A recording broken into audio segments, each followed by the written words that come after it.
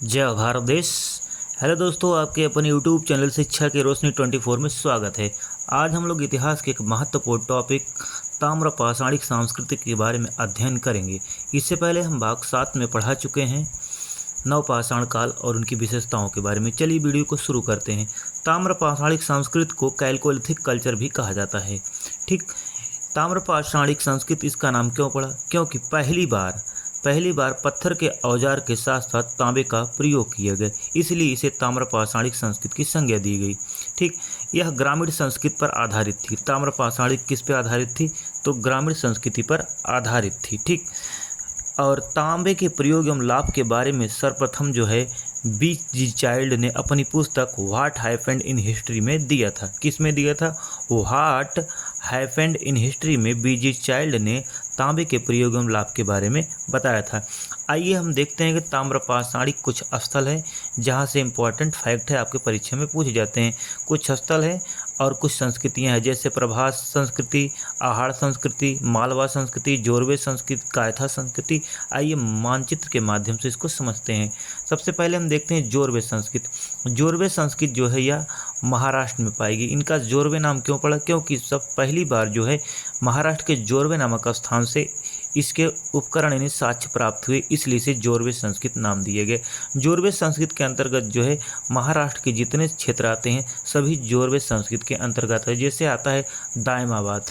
दायमाबाद जो है प्रवरा नदी पर है। प्रवरा नदी किसकी सहायक नदी है? गोदावरी की सहायक नदी है। बता दें दायमाबाद महाराष्ट्र के अहमदनगर जिले में है। किस नगर में? अहमदनगर जिले में है। दायमाबाद जो है सबसे बड़ा ताम्र पाषाणिक स्थल है। ठीक, यहाँ से बड़ी संख्या में तांबे के और कांसे की वस्तुएं प्राप्त हुई। ठीक, और यहाँ से एक महत्वपूर्ण पॉइंट है, तांबे की 4 वस्तुएं मिली। रथ चलाता हुआ मनुष्य, हाथी, सांड, गैंडा। ठीक, ये इंपॉर्टेंट है। दायमाबाद से जो है ये चारों वस्तुएं जो है तांबे की थी, आपके एग्जाम में पूछी जाएगी। कहाँ से? दायमाबाद। दायमाबाद यहाँ है, देख लीजिए, महाराष्ट्र में जोरबे के पास ही दायमाबाद है। ठीक, उसके बाद दायमाबाद की विशेषता क्या है? दायमाबाद की विशेषता ये है कि यहाँ से हमको बेर की झुलसी हुई गुठली मिली। बेर वही जो सबरी जो राम को खिलाई थी, बेर झूठे, वही बेर की जो झुलसी गुठली थी वही मिली थी। यहाँ से हमको टोटी वाला पात्र मिला, यानी जो मृदभांड यानी मिट्टी का बर्तन था उसमें टोटी लगी थी। जैसे आजकल बाथरूम में टोटी लगी होती है पानी चलाने के लिए, वैसे जो मिट्टी का बर्तन था वो भी टोटी युक्त था।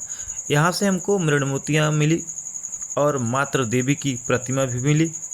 एक मात्र देवी की प्रतिमा ऐसे मिली कि मात्र देवी की आकृति के साथ जो है हमको सांड मिला, यानी मात्र देवी की आकृति जो है सांड के साथ पाई गई। कहाँ?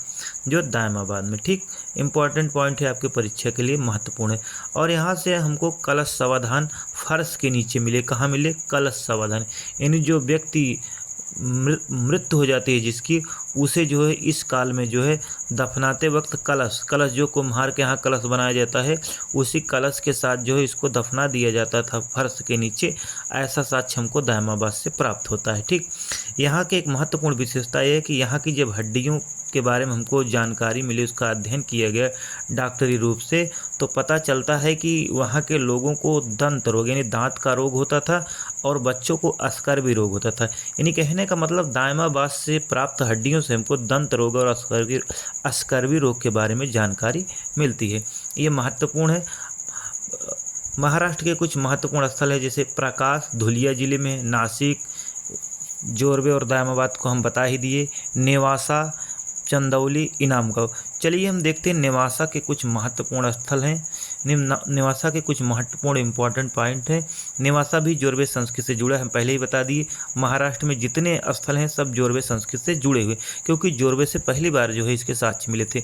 नेवासा से हमको पटसन का साक्ष्य मिला। पटसन जिससे हम लोग जो है बाध होद बनाते हैं, जो खटिया बनाई जाती है, पटसन का साक्ष्य नेवासा से मिलता है।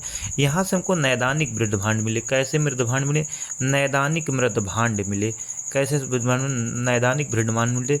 नैदानिक का मतलब होता है जो रोग उपचार के लिए मिट्टी का जो बर्तन बनाया जाता है उसे नैदानिक मृदभांड कहा जाता है। इस मृदभांड की विशेषता यह थी कि लाल तल पर जो है काली डिजाइन बनी थी। क्या? लाल तल पर काली डिजाइन बनी हुई थी। ठीक, नेवासा की एक महत्वपूर्ण विशेषता है कि यहाँ के भी बर्तनों में हमको टोटीदार बर्तन देखने को मिलते हैं। नौतली बर्तन यानी टोटीदार बर्तन देखने को मिले, किस तरह, दायमाबाद की तरह। ठीक, आगे इसकी विशेषता है कि यहाँ का जो मृदभांड था ज्यामितीय आकार में था। किस आकार में था? ज्यामितीय आकार। कुछ ज्यामिति की जैसे आकृतियाँ तिरछी बनाई जाती है, वैसे जो यहाँ का मिट्टी का बर्तन था वह ज्यामितीय आकार में था। आइए देखते हैं इनाम गांव। इनाम गांव भी जो जोरवे संस्कृति से जुड़ा है, महाराष्ट्र में है। इनाम गांव की एक महत्वपूर्ण विशेषता है कि यहाँ की जो बस्ती थी किलेबंद थी। कैसी थी? किलेबंद थी और खाइयों से घेरी गई थी, ऊंची ऊंची खाइयों से घेरी गई थी। ये महत्वपूर्ण विशेषता है जो आपके एग्जाम में बन सकता है। ठीक, यहाँ से हमको कच्चे मकान मिले और कच्चे मकान में बड़े बड़े चूल्हे थे, बड़े बड़े चूल्हे बने। तो कहने का मतलब बड़े चूल्हे सहित कच्चे मकान भी इस स्थान से मिले। कहाँ से? इनाम गांव। इनाम गांव कहाँ है? महाराष्ट्र में, हम पहले ही बता दिए। ठीक, यहाँ से हमको जो है गोलाकार गड्ढे वाला मकान मिला। कैसा मिला? गोलाकार गड्ढे वाला मकान मिला। यहाँ की एक विशेषता और है महत्वपूर्ण, यहाँ के जो शिल्पी थे वो पश्चिमी क्षेत्र में रहते थे। कहाँ रहते थे शिल्पी? पश्चिमी क्षेत्र में। जबकि सरदार जो है, जो इनाम गांव का जो मुख्य क्षेत्र था यानी केंद्र वाला क्षेत्र था, उस स्थल पे सरदार रहा करते थे। ठीक, यहाँ की एक और विशेषता है, यहाँ से हमको 5 कमरों वाला एक मकान मिला। कैसे? 5 कमरों वाला एक मकान मिला। महत्वपूर्ण है, एक बहुत ही मोस्ट इम्पॉर्टेंट पॉइंट है जो आपके परीक्षा में बनेंगे। यहाँ से हमको छोटी छोटी सिरकटी मूर्तियाँ मिली। कैसे? छोटी छोटी सिरकटी मूर्तियाँ मिली, जो जिसकी तुलना किससे की गई? महाभारत की देवी शिबिरा से की गई। महाभारत की देवी शिबिरा नहीं, महाभारत की देवी बिशिरा से की गई, सॉरी। ठीक, इतना जो है ये महाराष्ट्र की जो जोरवे संस्कृति थी उससे महत्वपूर्ण पॉइंट थे। आगे अब देखते हैं कायथा संस्कृत, मालवा संस्कृत। दरअसल मालवा संस्कृत के अंतर्गत कायस्था संस्कृत भी आती है। ये जो है हमारे मध्य प्रदेश में, माँ से मालवा, माँ से मध्य प्रदेश, यानी मध्य प्रदेश में हमको मालवा संस्कृत प्राप्त हुई। इसका जो टाइम पीरियड है 1700 ईसा पूर्व से लेकर 1200 ईसा पूर्व। इसी के अंतर्गत ये भी है 1200 ईसा पूर्व से लेकर 1000 ईसा पूर्व तक के काल को कायथा संस्कृत के अंतर्गत रखा गया है। इससे पहले जो अभी जोरवे संस्कृत था उसका टाइम पीरियड था 1400 ईसा पूर्व से लेकर 700 ईसा पूर्व तक। ठीक, आइए देखते हैं कैथा संस्कृत के बारे में। कैथा मालवा के संदर्भ में भी है, यह मालवा से जुड़ी हुई संस्कृत है मध्य प्रदेश में। अभी तक हमने देखा महाराष्ट्र के बारे में। तो आइए देखते हैं मध्य प्रदेश, ये है एमपी, यहाँ पर है एमपी, ये भारत का मैप है। यहाँ पर है कायथा। कायथा भी जो है मालवा संस्कृत से जुड़ा हुआ है और इसे कायथा संस्कृत भी कहा जाता है। ठीक, यह जो है कायथा उज्जैन के निकट काली सिंधु के पास स्थित है। कायथा कहाँ स्थित है? उज्जैन के निकट काली सिंधु के पास स्थित है। ठीक, यहाँ से हमको 3 ताम्रपाषाणिक चरण देखने को मिलते हैं 1 by 1। ठीक, उसके बाद यहाँ की एक महत्वपूर्ण विशेषता है कि कायथा संस्कृत को हड़प्पा की कनिष्ठ समकालीन संस्कृत माना जाता है। ठीक, ये महत्वपूर्ण इम्पॉर्टेंट है, आपके परीक्षा में पूछा जाएगा और पूछा भी गया है कि हड़प्पा की कनिष्क समकालीन संस्कृत किसे माना जाता है? तो कायथा। कायथा कहाँ है? मध्य प्रदेश में। कायथा कहाँ है? मध्य प्रदेश में। ठीक, अगला पॉइंट है कि यहीं के एक घर से हमको 29 कंगन और 2 अदिति कुल्हाड़ी मिली। कितने? 29 कंगन और 2 अदिति कुल्हाड़ी मिली। कहाँ से हमको? कायथा से। ठीक, कायथा की एक महत्वपूर्ण विशेषता है कि यहाँ का जो गोलीदार माला होता था वो किस पत्थर से बनाया जाता था? स्टेटाइट और कैमेलियन पत्थर से गोली वाली माला जो बनाई जाती है, जो महिलाएं गले में पहनती हैं हार, वो किस पत्थर था? स्टेटाइट और कैमेलियन पत्थर से बनाया जाता था। यहाँ की एक महत्वपूर्ण विशेषता है कि यहाँ कुछ किलेबंद बस्तियाँ हमको मिली। कुछ किलेबंद बस्तियाँ मिली।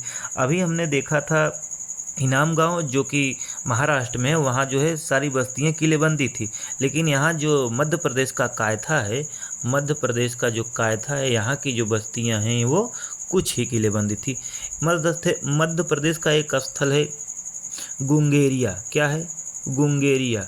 गुंगेरिया से हमको जो है 424 तांबे के औजार मिले और 102 चांदी के पतले पत्थर वाले चद्दर मिले। ठीक, इसकी महत्वपूर्ण विशेषता है गुंगेरिया की। ठीक, एक महत्वपूर्ण स्थल है मध्य प्रदेश का नौडातोली। नौडातोली यहाँ है। ठीक, नर्मदा के दक्षिणी तट पर स्थित है। नौदातोली कहाँ स्थित है? नर्मदा के दक्षिणी तट पर स्थित है और यहाँ से हमको 4 चरण देखने को मिलते हैं। अभी हमने देखा कि कायथा से हमको 3 ताम्रपाषाणिक चरण देखने को मिले, लेकिन नौदातोली से हमको 4 ताम्रपाषाणिक स्थल देखने को मिलते हैं। यहाँ की मुख्य विशेषता यह है कि यहाँ हमको चित्रित काले एवं लाल मृदभांड मिले और उन मृदभांडों पर जो है काले रंग का जो है चित्र सजाया गया था। कैसा? जो हमको लाल मृदभांड मिला था उस पर काले रंग का जो है चित्र सजाया गया था। कैसा? काले रंग का चित्र जो है उस पर सजाया गया था। इसी कारण जो है इसे मालवा संस्कृत की संज्ञा दी गई, यानी मालवा मृदभांड की संज्ञा दी गई। किसको? जो हमको नौदातोली से मृदभांड मिला उसे जो है मालवा मृदभांड की संज्ञा दी गई। यहाँ की एक सबसे महत्वपूर्ण विशेषता ये है कि जो परीक्षा में सीधा पूछा जाएगा कि जो है ताम्रपाषाणिक युग में सबसे सर्वश्रेष्ठ मृदभांड कहाँ से मिला, तो नौदातोली से मिला। और जो है मालवा संस्कृत का जो है सबसे सर्वश्रेष्ठ मृदभांड माना जाता है, तो वो है आपका क्या कहते हैं, नौदातोली का जो मृदभांड है वो जो है ताम्रपाषाणिक मृदभांडों में सर्वश्रेष्ठ है। कहने का मतलब ऐसे भी पूछा जा सकता है कि किस संस्कृत का मृदभांड जो है सर्वश्रेष्ठ माना गया ताम्रपाषाणिक काल में, तो हो जाएगा मालवा संस्कृत का जो है मृदभांड था वो सर्वश्रेष्ठ माना गया। ठीक, इम्पॉर्टेंट है। चलिए आगे देखते हैं। यहीं से हमको चरखा और तकलियाँ यहाँ से प्राप्त। चरखा का मतलब जो जिससे जो है सूता काटा जाता है और तकलिया उसी में सूत लपेट कर जो है बाध बनाया जाता है। तो कहाँ से मिला? चरखा और तकलियों के साथ हमको नौदातोली से ही प्राप्त होते हैं। ठीक, ये थे मध्य प्रदेश के महत्वपूर्ण स्थल ताम्रपाषाणिक जो आपके एग्जाम में पूछे जाएंगे। चलिए आगे देखते हैं। राजस्थान के कुछ महत्वपूर्ण स्थल हैं। राजस्थान में एक महत्वपूर्ण स्थल है आहाड़। आहाड़ में पहली बार मिला, इसलिए आहाड़ संस्कृति से कहा गया। क्या कहा गया? आहाड़ संस्कृति। इसका जो टाइम पीरियड है 2100 ईसा पूर्व से लेकर 1500 ईसा पूर्व तक माना गया। आहाड़ के बारे में आइए जानते हैं। आहाड़ की मुख्य विशेषता क्या है जो आपके एग्जाम में बनता है प्रश्न। आहाड़ जो है बनास नदी पर मिला। जो आहाड़ स्थल है बनास नदी पर मिला, इसलिए इसे बनास संस्कृत भी कहा जाता है। आहाड़ कहाँ मिला? तो बनास संस्कृत पे आहाड़ पाया गया, इसलिए जो इसे बनास संस्कृत की संज्ञा दी गई। ठीक, ये भी राजस्थान में। आरजे का मतलब राजस्थान। ठीक, उसके बाद इसका प्राचीन नाम है, आहाड़ का प्राचीन नाम है ताम्रवती, यानी तांबे की जगह वाली स्थान। इसका प्राचीन नाम है ताम्रवती। ठीक, पूछा जाएगा आहाड़ का प्राचीन नाम क्या है, तो ताम्रवती। ठीक, अगला है आहाड़ में भी हमको 3 चरण देखने को मिलते हैं। आहाड़ में कितने चरण देखने को मिलते हैं? 3 चरण।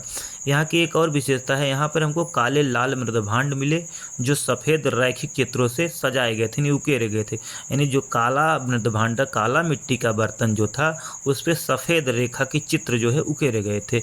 महत्वपूर्ण विशेषता है कहाँ की? आहाड़ संस्कृत की। ठीक, आहाड़ संस्कृत राजस्थान में है। ठीक, यहाँ से हमको पालतू कुछ जानवरों के जो है अवशेष मिले। उनमें थे भेड़, बकरी, भैंस, सुअर इत्यादि जो है महत्वपूर्ण जानवर पालने के साक्ष्य हमको मिलते हैं। कहाँ से? आहाड़ से। यहाँ से हमको खेती के साक्ष्य में चावल, ज्वार, बाजरा इत्यादि जो है फसलों के बारे में जानकारी मिलती है। राजस्थान का एक स्थल है बालाथल। बालाथल से भी हमको जो है ताम्रपाषाणिक अवशेष प्राप्त हुए।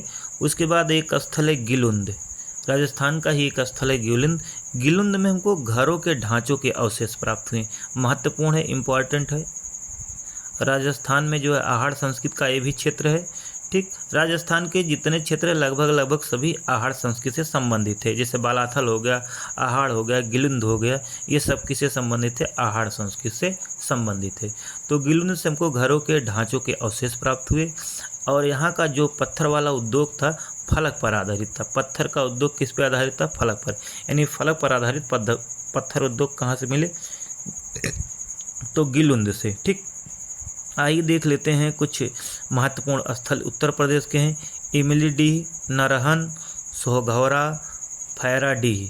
ठीक, ये उत्तर प्रदेश के महत्वपूर्ण स्थल है। उत्तर प्रदेश का एक महत्वपूर्ण और स्थल है जिसका नाम है साईपाई। साईपाई से हमको तलवार और मत्स्य भाला यानी मछली की हड्डी का भाला मिला था। कहाँ से? साईपाई से। ये भी हमारे उत्तर प्रदेश में स्थित है। ठीक, उसके बाद बिहार का मतलब बिहार। बिहार के महत्वपूर्ण कुछ स्थल है जैसे चिरांद, सेनुआर, सोनपुरा, ताराबिहा, ये जो है बिहार से संबंधित है। ठीक, सोनपुरा में जो है पशमेला भी लगता है, सबसे बड़ा बिहार में है, इसके बारे में भी जानते रहिए। ठीक, उसके बाद है वेस्ट बंगाल। वेस्ट बंगाल के महत्वपूर्ण कौन स्थल है ताम्रपाषाणिक? तो पांडु राजार ढीवी, और दूसरा है महिष दल। ठीक, ये जो है वेस्ट बंगाल यानी पश्चिम बंगाल, ममता जहाँ मुख्यमंत्री है वहाँ से जो है हमको ये साक्ष्य मिले, यानी ये स्थल है, यहाँ से भी हमको ताम्रपाषाणिक अवशेष प्राप्त हुए यानी साक्ष्य प्राप्त हुए। उसके बाद कुछ संस्कृतियाँ और है ताम्रपाषाणिक, जैसे नाला संस्कृति। ये कहाँ है? पाकिस्तान के बलूचिस्तान प्रांत में स्थित है नाला संस्कृति। ठीक, यहाँ से केवल इतना पूछेगा कि नाला संस्कृति कहाँ से प्राप्त हुई, तो पाकिस्तान के बलूचिस्तान प्रांत से। ठीक, एक और महत्वपूर्ण है, इम्पॉर्टेंट है ये सोथी संस्कृति। ये जो है राजस्थान में पाई गई, इसी से सिंधु सभ्यता का उद्भव भी माना जाता है। मिलते हैं अगले वीडियो में। जय हो भारत देश।